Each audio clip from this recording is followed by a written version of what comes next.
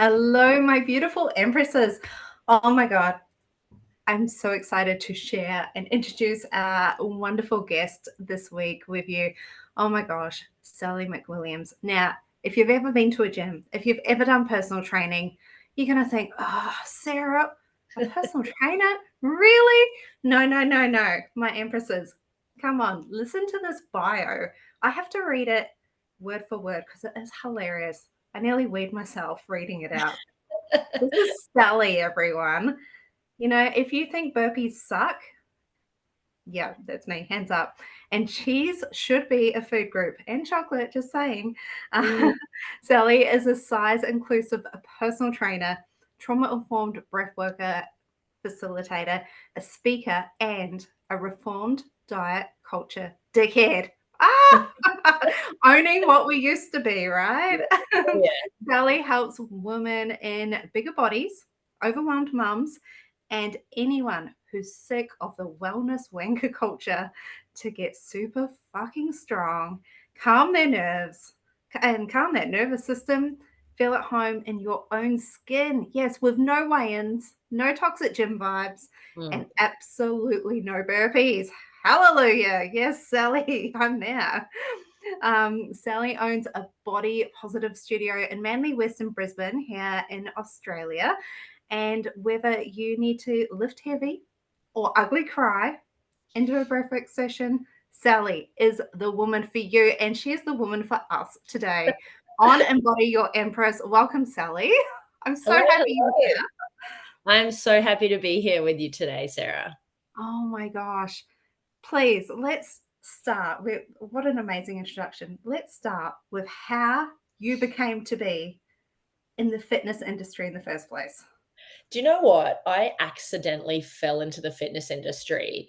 I finished school. I knew I didn't want to work in an office. And my sister and I were going through through the book with all the list of all of the hundreds of uni courses you could do. Mhm. She went, Yeah. why don't you try fitness? You probably won't have, you probably, it won't be too hard. And I was like, that sounds fine. And it was a complete accident. I went to I the love that. course. Won't be too hard. Way too hard, yeah, which is that's I mean, I was 18. I don't wanna be doing, like, too hard work, and I knew that, what I now know is very much an ADHD brain, but back then, I just knew that I didn't like sitting still. I didn't Mhm. like sitting still. I wanted to move my body, and so I tried, "Oh, I'll do a diploma of fitness," and it just turns out that it was the best accident of my life because here I am 20 years later. Oh my gosh, 20 years. Yeah. Like, so most people have had a few career changes by then, but to have 20 years in this one field, like, it must be a passion, right? Oh, it's absolutely a passion. You know how in sort of April or May, there's a lot of public holidays. There was like four Mm. in 5 weeks. Some of my friends, my family were saying to me, why are you working on the public holidays? And I forget that they're public holidays because I know that that might sound a little bit wanky, but I genuinely love what I do. I have such a deep passion for what I do. I am such a people person. I love being surrounded by women. I love women's energy. And I have a lot of energy and a lot of strength to give. And so I'm able to give that to other women. And I bloody love doing it. So public holidays for me I don't mind working public holidays. But yeah, the short answer is it's absolutely a deep, deep passion of mine. And it's certainly evolved and changed over the 20 years, but only in a way that helps me fall more in love with what I do. Oh my gosh. And if you check out your Instagram, you can see you are a people person. Yeah. Like, you are so authentic on there, but you're just surrounded by these other amazing women as well. Like, you truly lift people up. And I think that is what is so captivating about you. When I first heard you speak, I'm this woman. How did she get there? Now tell me, were burpees anywhere ever in your training sessions? Well, do Or you is know this what? a new evolution? Yes, this is a so out of a 20-year career as a PT, probably for the first 10 years of that, I was just like your regular old PT working at regular gyms. I really always enjoyed working with women and working with strength training. But I certainly was a bit of a diet culture dickhead. I was a bit of a wellness wanker in my early 20s. And I was a bit like, let's count the calories on the pasta label and let's do the diets and everything, not everything, but a lot of my work was around helping women lose weight because I thought that that's that would be good for their health, good for their, good for their self-image. That's what they wanted to do. That's what we were told was what to do as the way to get women healthy. So for 10 years, yes, there was lots of burpees, way too many for any of us to count. And the first 10 years of my career was certainly more of a regular PT. I certainly never, I wouldn't say that I did any of the crazy dumb stuff like 1,200 calorie diets or, like fasting for 4 days but I certainly wasn't in the size inclusive non-diet space that I am now. So about 10 years ago, I had a client who she really wanted to get stronger at chin-ups. Chin-ups are like one of the hardest exercises, right? Have you ever tried to do one? I've tried and failed. Mate, they are brutal. They are so hard. And women naturally need to train much, much harder to get good at chin-ups than men, just because we carry our strength in our lower body and our hips. Guys carry their strength mostly in their upper body. So we had a goal in 6 months. She wanted to be able to do one chin-up. She did it in 3. She hit all of her other markers as well. So things like, she was sleeping better. She was feeling, more comfortable in her clothes. She did lose a little bit of weight, but it wasn't our main goal. We were mostly focused on the strength component. Her mental health was better. She was getting along better with her, the people in her circle. But at the end of that 3 months, even though she was able to do the chin up in half the time that we'd looked at, because she hadn't lost 5 kilos, which is kind of what we were working towards, she deemed it a failure. All she could look at was what she hadn't achieved. Her body was about the same size. There wasn't a dramatic change in her weight or her size. And something clicked in my brain then, Sarah, and I thought, what the fuck is going on? Not with her individually, but with us. What is going on wrong with us as women, as a society, when I could see so much strength in her. I could see her mood change. I could see her confidence grow, but she wasn't happy because her weight didn't change. And that was the point. This is so typical, right? It's so typical. It's so I've been typical. that woman. I have been that woman. Yeah, as have I.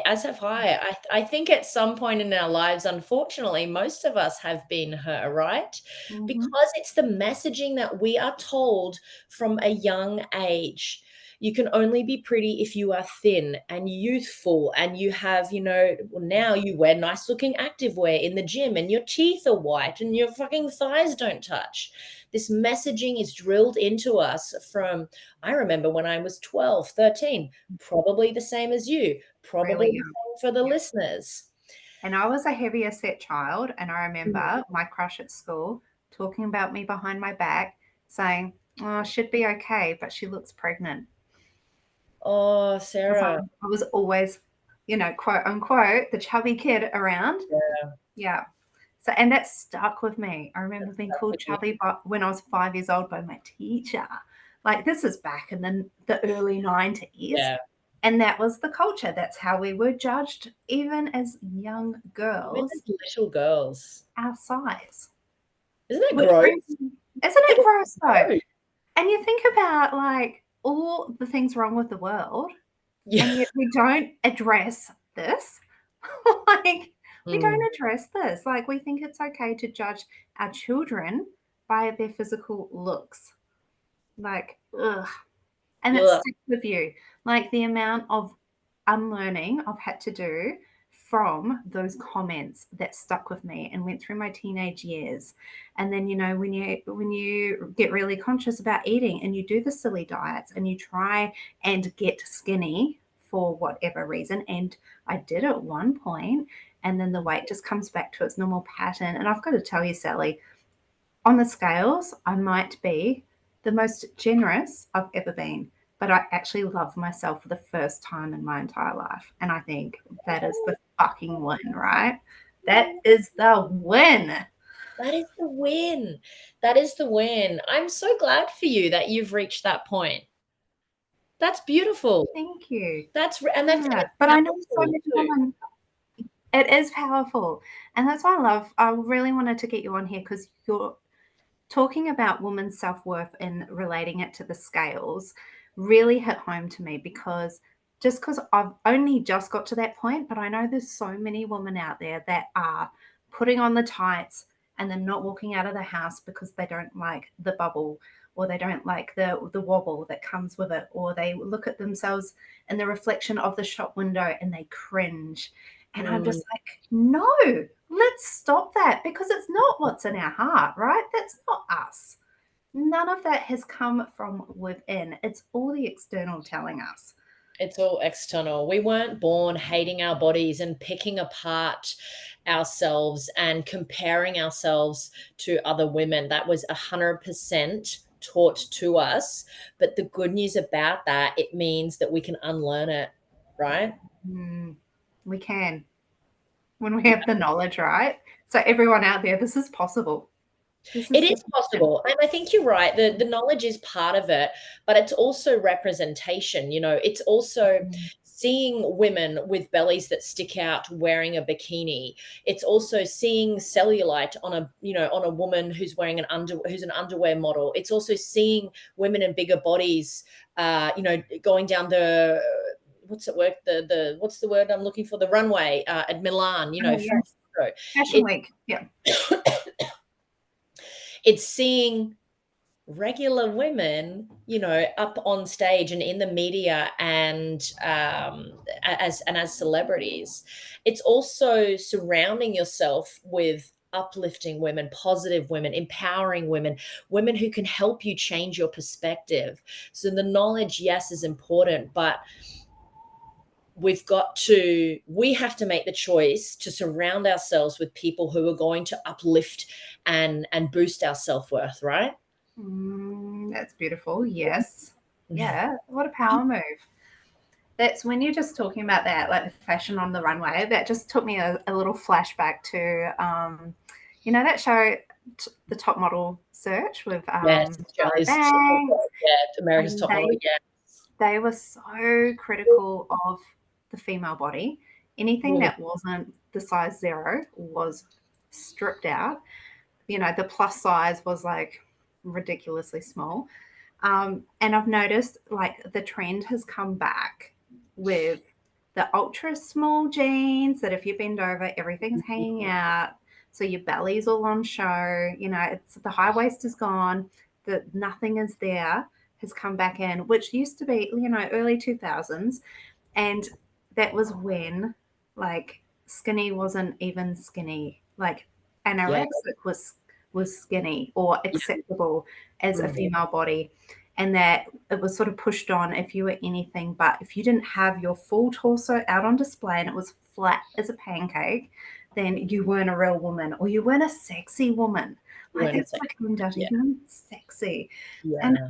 like, tell me your thoughts on that because it just blows my mind. It makes me so angry that this is Mm, how we are portraying sexiness or female embodiment. mm. When you've talked about, the midriff with the flat stomach, my mind goes straight back to when I was probably 15 and the Pussycat dolls were everywhere.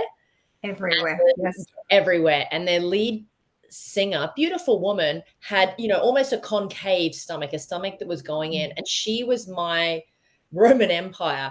As a 15-year-old girl, I would look down at my stomach. And I was an average size girl going through puberty. Like I hated my stomach because it wouldn't go in, it would only go in when I sucked it in all the time. And so I did But we that. did though. We sucked it in. Someone So walks in the room, we suck it in. We're I did taking that a photo. all the time. Yeah, probably honestly for like 10 years. And then one day I was just like, this is fucking, I'm too old for this. But going back to the those ridiculously low rise jeans, like on another note, like what about your pubes? I we I had to get that out of my brain. Um, That's when Brazilians came into fashion, though. It was like all at one. true. That's true. Like Yeah. the G-strings were like micro. You had to get a Brazilian. I mean, I couldn't wear jeans like that with my body shape anyway. I bent Yeah. over and my whole bum was out. Like everyone saw it. Yes. Yeah. I don't love the fashion like that. What I do love about I guess that type of fashion repeating itself is, I guarantee you there will be women in bigger bodies wearing that fashion anyway now when there wouldn't have been 20 years ago, right? Mm, I think that right. our generation, the generation beneath us, is doing a much better. We are still unlearning all the shit, but I Yeah. think that those who are 20 now, and have the misfortune perhaps of going to buy a $30 pair of very low rise jeans, you know, I think you will get girls who are a size 10, 12, 14, 16, 18 wearing those low rise jeans. And that is progress. That is Mm, progress. I do see women in crop tops and bikinis who aren't, uh, a size 10, and that is progress. Are we finished with size inclusivity and body positivity and feminism while we're at it? No, but we are progressing, and that is the only thing we can ask for, right? We are moving forward. So while I don't love the crop tops and the low rise jeans, I do think we have progressed to a better place with more different types of women with diverse bodies feeling comfortable to wear them. I love that. So the fashion cycle can come back, but we don't have to have the flat stomach to embrace it. We can just embrace it as we Absolutely. are. It's Absolutely. Yeah. fantastic. They're not for me. You're Um, not gonna catch me wearing the low-rise jeans anytime soon, but that's okay. Someone else can wear them. They're That's not for right. me. That's fine. I mean, it's like the way that you train your clients and you run your gym, right? It Right. works for the individual. It You're not a works for one size people. fits all. Yeah. Exactly. There is so many people that would be so uninterested in coming to my gym, and that's perfectly okay because they wouldn't fit. They wouldn't be having a good time. And that's fine. We don't want them, and they don't want to be with us, so that's fine. They can go to the CrossFit. They can go to the Good Life. They can go to the spin cycle classes. That's cool. If it works for them, good for them. Not for us. So, what makes your gym so different, so unique then? What do you guys get up to there? So I have a beautiful little body positive studio in Manly West in Brisbane, as you've mentioned. There are no mirrors. There are no scales. There are no gym bros. There's no one wearing the booty shorts and the crop top filming themselves because they're trying to become a fitness influencer. Mhm. That's not a bad thing to wear those things. As we just talked about, women can wear whatever the hell they want, but it's not the type of women that want to come to my studio feel more comfortable in a t-shirt and pants and wearing mismatching activewear and stealing one of your teenagers socks out of their drawer because you couldn't find your own, and just you know coming with messy hair and dry shampoo and you haven't washed your hair in a week. Those are the type of women that come to my studio. I also have particular types of equipment that I've sourced from the States because I couldn't find it in Australia that is more size inclusive. So one of those things is a resistance band. The resistance bands that you can put around your legs, and they can be really small, and it's like putting on wet swimmers. Yeah. Fucking It's difficult. And uncomfortable. it's uncomfortable. And it's one thing for someone in my body. So, I'm a size 14. It's one thing for someone like me to have a little bit of a struggle to put it on. But I completely recognize that for someone who is in a bigger body, who might feel very anxious about exercising in the first place, completely reasonably too, because people can be very mean. I Mm. don't want them to have to feel even more awkward using the equipment that I provide. So I've removed that, and I've sourced these really cool resistance bands that you can open up, and there's 7 different sizes. So I have never had a client that they have not been able to quite easily get into the resistance band. I have my workout benches are wider so that when you sit on them, when you lie on them, you I mean, it's not a bed. It's not the comfiest thing in the world. You're not going to go have sleep on it, Yeah. but it does provide that added layer, I guess, of physical comfort and assurance that, hey, Yeah. I've got you. Like, my place is for you, no matter It's the what size you support, are. right? I feel supported when I'm about to do something. I'm probably out of my comfort zone anyway. Yeah, exactly. I have so the type of language that I use in my sessions is really important. You'll never catch me saying something like, you know, we've got to burn off our weekend pasta night, or let's, do 1,000 squats because summer's coming up and we've got to get the big butt. The type of language that I use and don't use helps my clients create a positive relationship with exercise in their bodies. I help my clients, I remind them how, this exercise is hard, but guess what? You can do hard things. I uplift them with my voice. I remind them that they're already fucking strong. I'm just helping them get strong in a different way. I love that so much. I love that.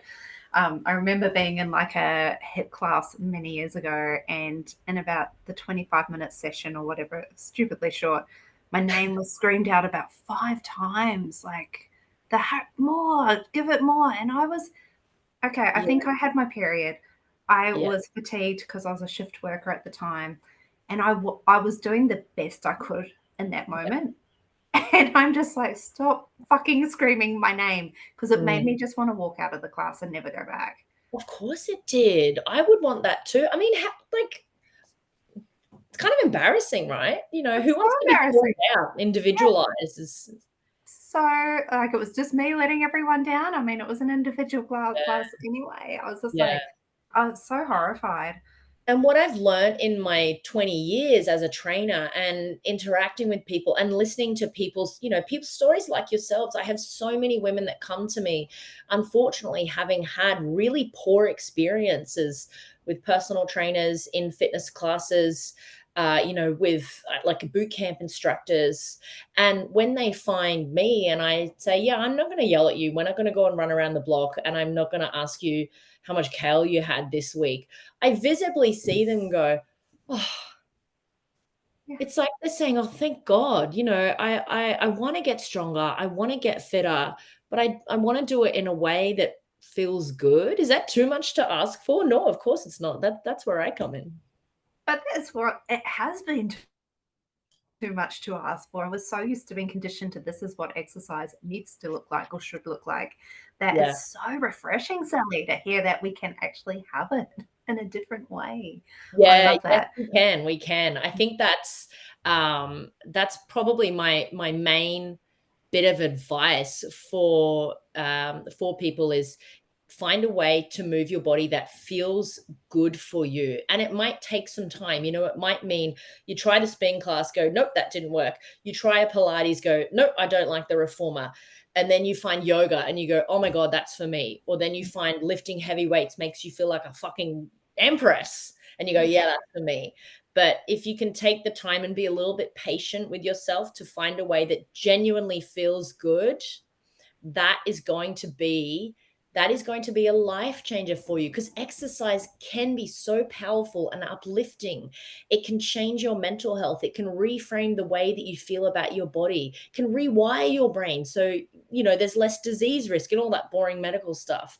But in the right here and now, fucking makes you feel good when you can do a chin up that you couldn't do 3 months ago, right? That's right. And I've heard you say it before, that anything is better than nothing. And I went home after I heard you say that, and I did some squats while I was brushing my teeth. And I'm like, fucking good on me.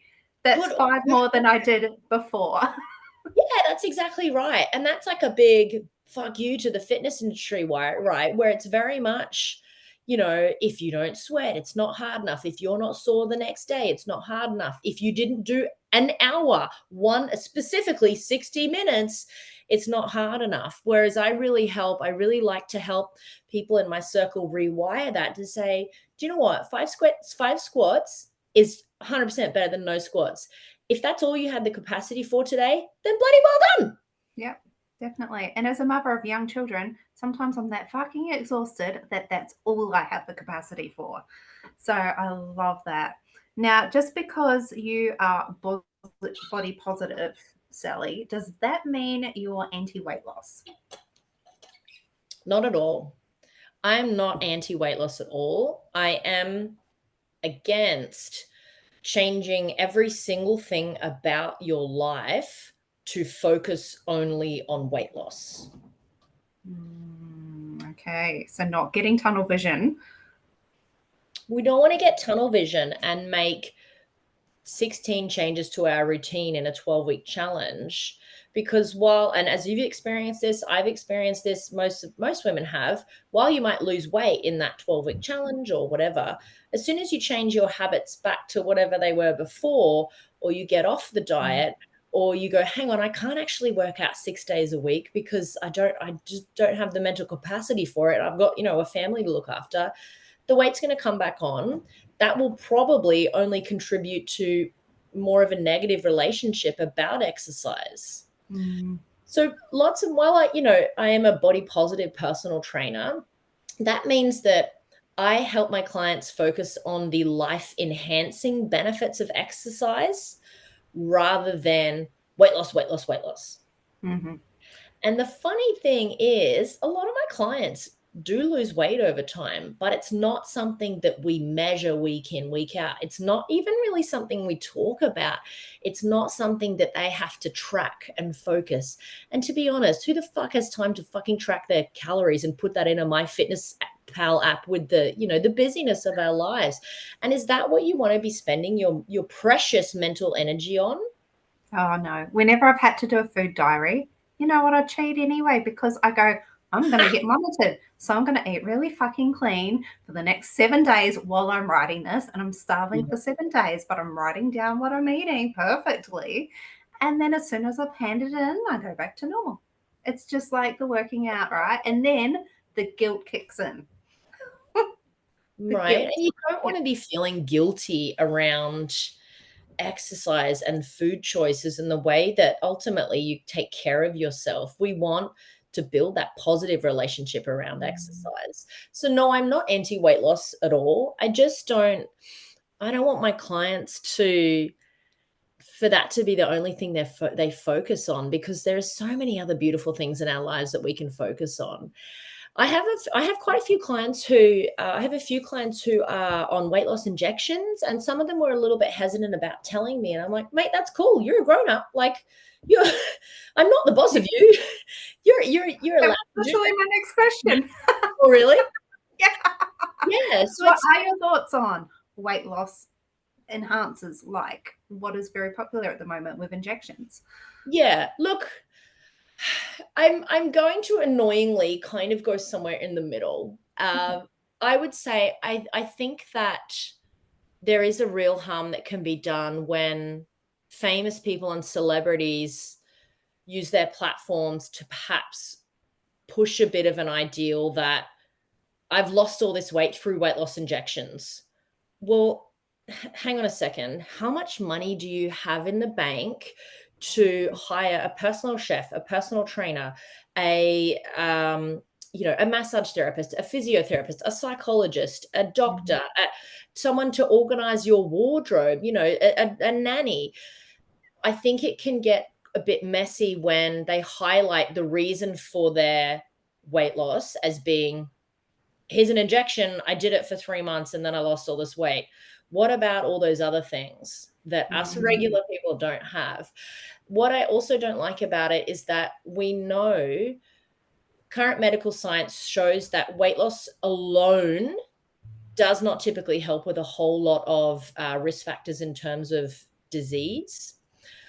What is helpful is making nutritious food, is prioritizing your sleep, is no smoking, low alcohol intake, is stress management, is exercise and strength training, particularly for women. We have to strength train. We have to build that muscle.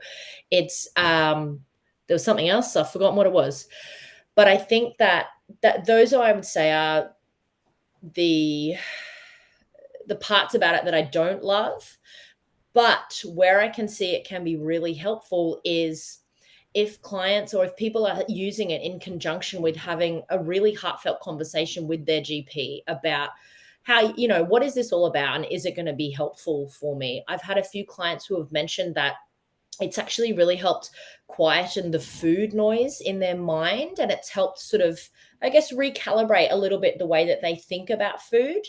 And when you are doing that in conjunction with a body positive personal trainer or a non-diet dietitian or your psychologist or your therapist who is steering you towards a direction that aligns with you, I think then it can be a really useful tool.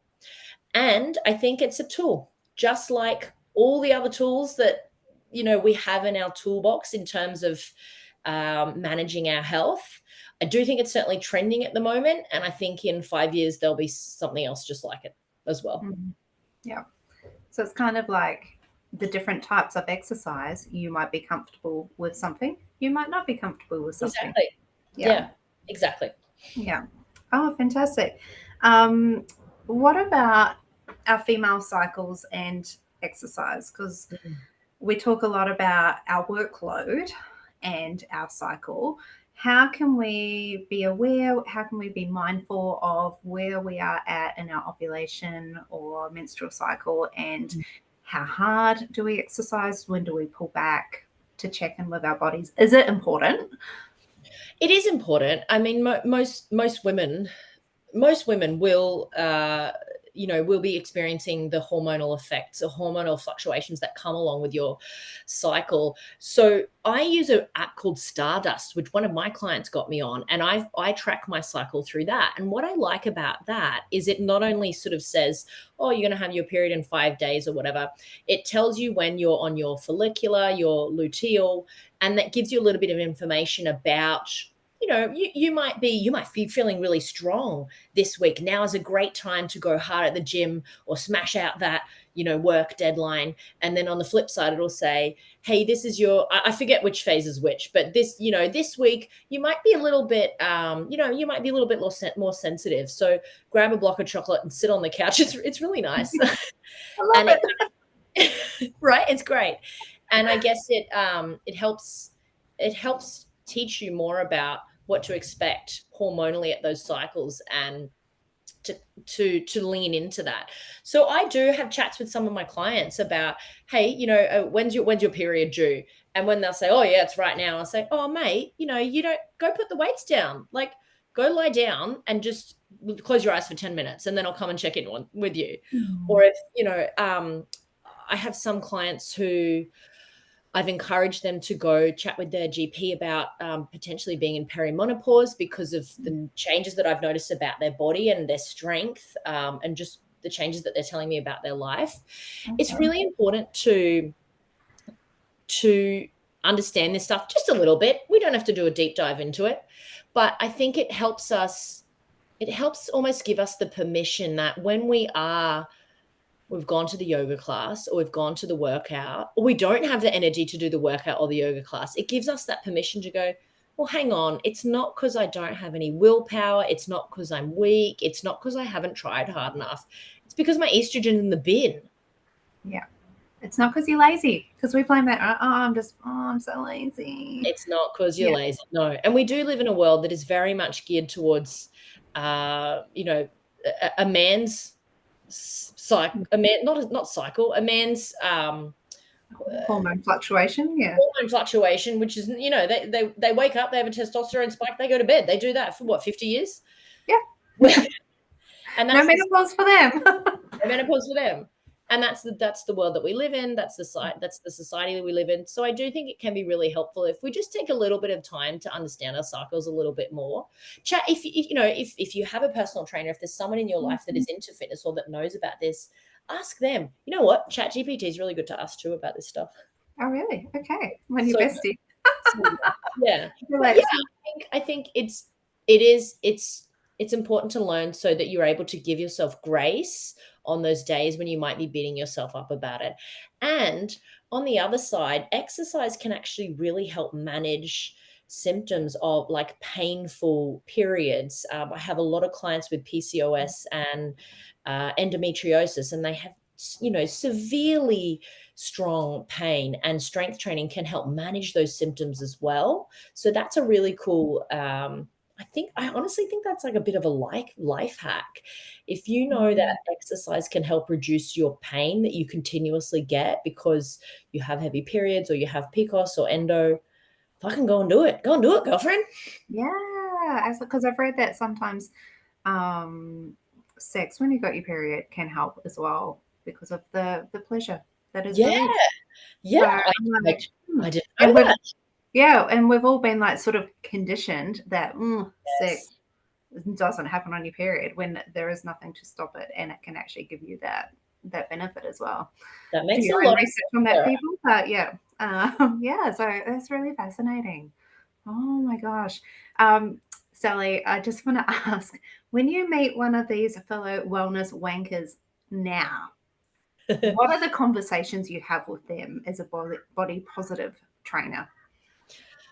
What I've learned over my evolution going from a regular personal trainer to really being hardcore body positive, why isn't everyone doing this, to now is you catch more flies with honey.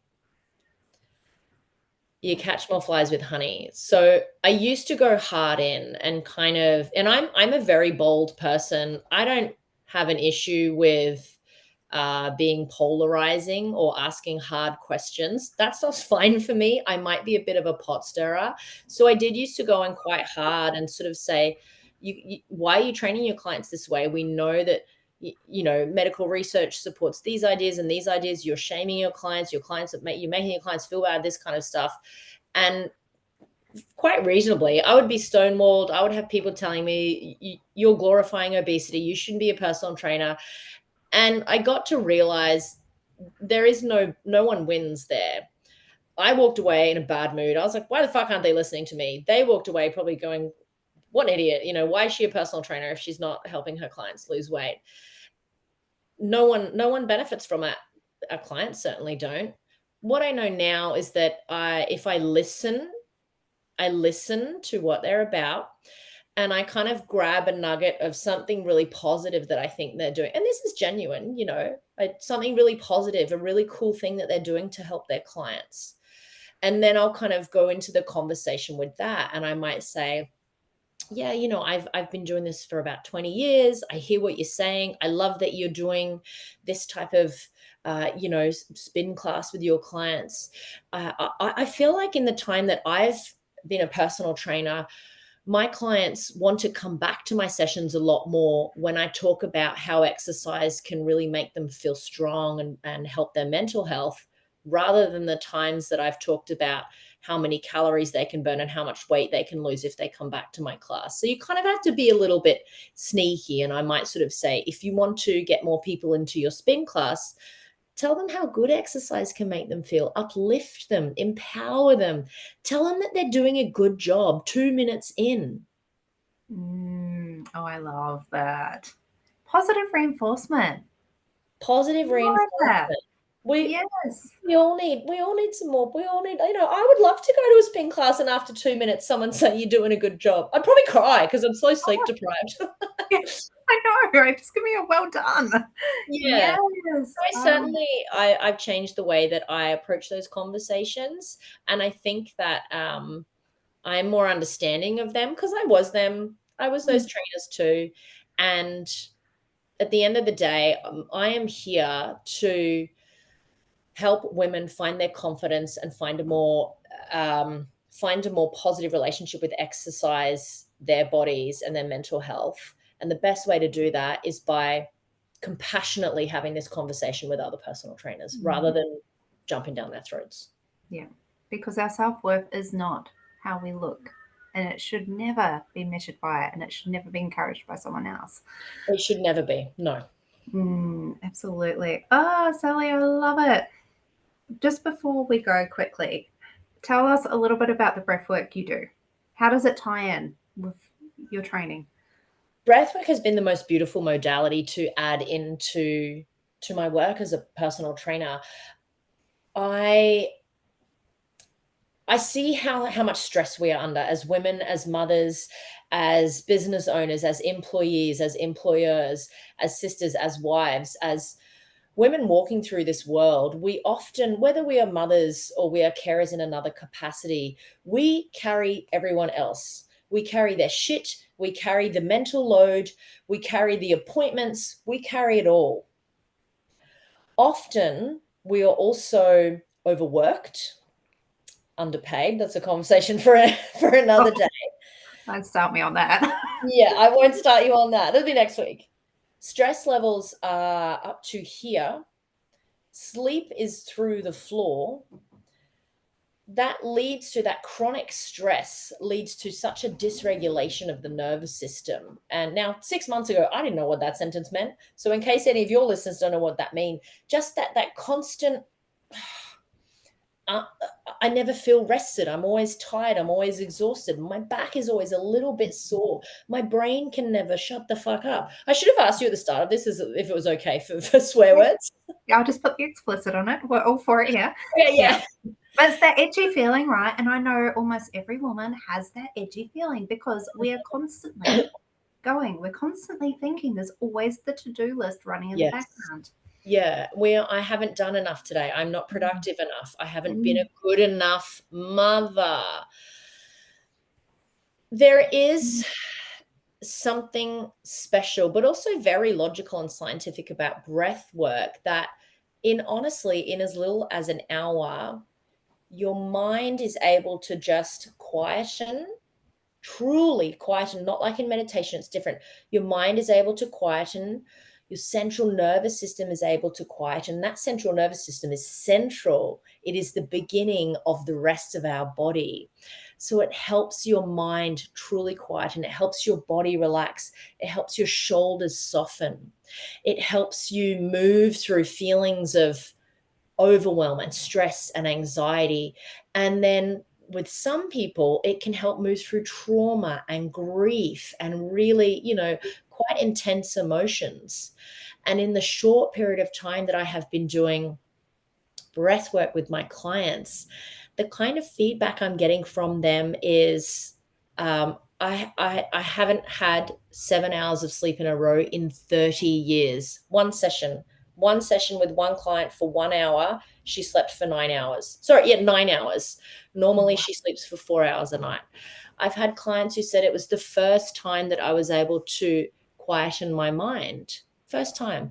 I've had people who have said, I've never slept so well. My babies are sleeping better. True story. No, I feel like I should prefix this with, I have a 3-year-old and a 2-year-old. So I'm not going to ever lead another mother down the garden path when it comes to sleep and your babies, because I've been there.